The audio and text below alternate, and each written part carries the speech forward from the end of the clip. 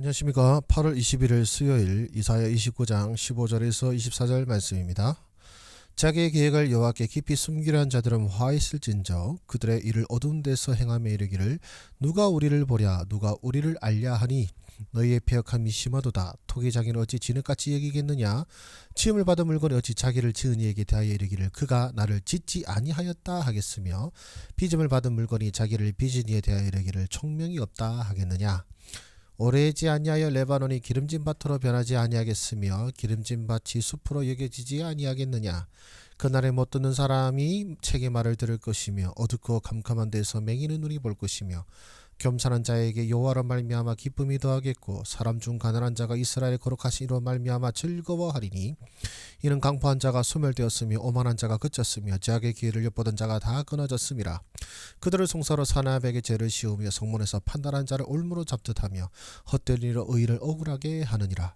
그러므로 아브라함을 구속하신 여호와께서 야곱 족속에 대하여 이같이 말씀하시되 야곱이 이제는 부끄러워하지 아니하겠고 그의 얼굴이 이제는 창백해지지 아니할 것이며 그의 자손은 내 손이 그 가운데서 행한 것을 볼 때에 내 이름을 거룩하다 하며 야곱의 거룩한 일을 거룩하다 하며 이스라엘 하나님을 경외할 것이며 마음이 혼미한 자들도 총명하게 되며 원망하는 자들도 교훈을 받으리라 하셨느니라. 아멘.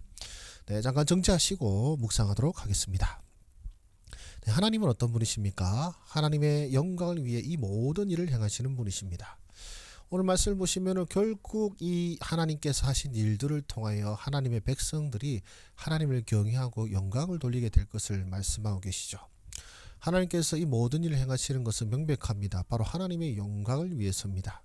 사람의 영광을 위해서가 아니라 혹은 또 누군가만을 위해서가 아니라 오로지 하나님의 그 선하신 뜻과 그리고 선하신 다스리심 그리고 그 어떤 신과도 비교할 수 없는 전지전능하신 분이심을 그분은 드러내기를 원하시고 나타내기를 원하시고 그분의 백성들에게 바로 그 하나님을 증거하며 그 하나님을 드러내기를 원하십니다.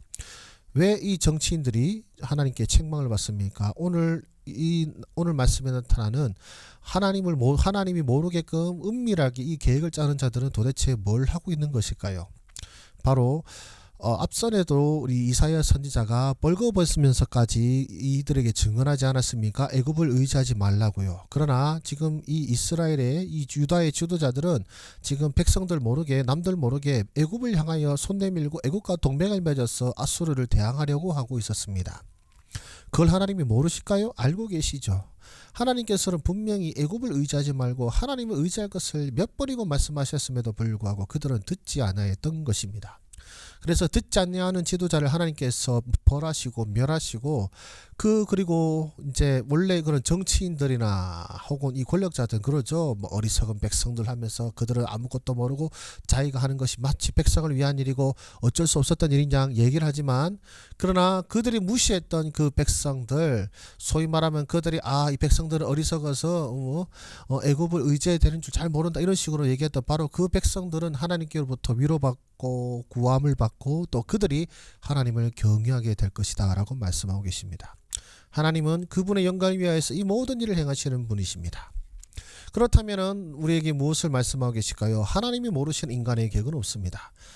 그들은 은밀하게 이 일을 진행했습니다. 백성들도 모르게 진행했던 것 같기도 합니다. 애굽을 신뢰하는 것이죠. 애굽과 동맹을 맺어서 반아수르 연합을 구축하는 것이죠.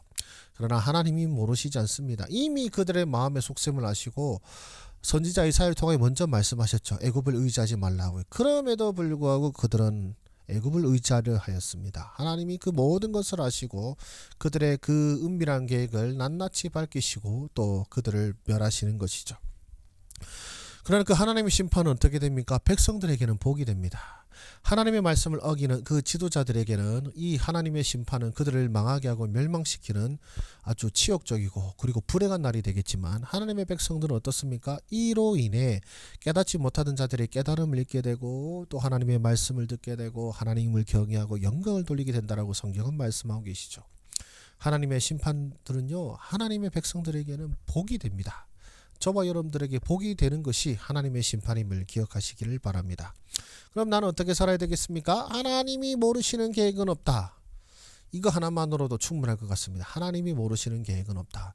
하나님이 모르시는 생각은 없고 하나님이 모르시는 것은 전혀 없다. 우리 중심의 모든 생각을 우리 하나님이 알고 계신다는 것을 감안하며 살아간다면 우리 인생에 실수나든지 범죄하는 것이라든지 방황하는 일은 결코 일어나지 않을 것 같습니다.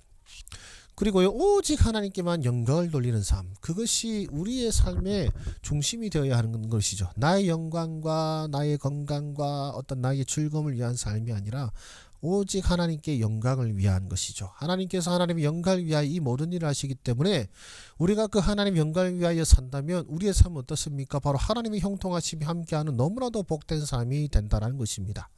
까놓고 말해서 좀 지혜롭게 생각해 보십시오. 하나님께서 하나님의 영광을 위해서 이 모든 일을 하신다면 하나님의 영광을 위하여 사는 사람에게 주시는 상급과 풍성한 복이 얼마나 놀라울까요?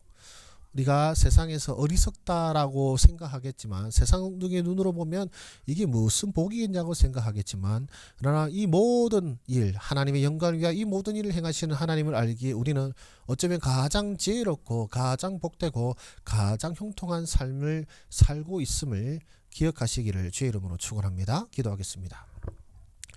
살아계신 우리 아버지 하나님, 우리의 모든 은밀한 것을 아시는 주님, 어리석은 지도자들의 그 어리석은 모략각계를 파하시고, 그리고 그 지도자들이 어리석다고 말하는 그 백성들, 하나님을 사랑하고 하나님을 의지하는 백성들에게는 놀라운 구원과 은총을 베푸사 그들로 주의 말씀을 깨닫게 하시고 주님을 찬송케 하시는 주님, 우리가 바로 그 백성임을 우리가 담대히 고백하게 하시고 이 하나님의 백성들에게 주여 복을 내려 주시옵소서.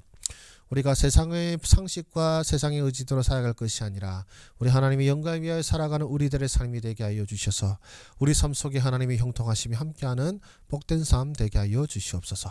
모든 말씀 우리 구주 예수 그리스도 이름으로 기도드립니다. 아멘. 네, 감사합니다. 수고하셨습니다.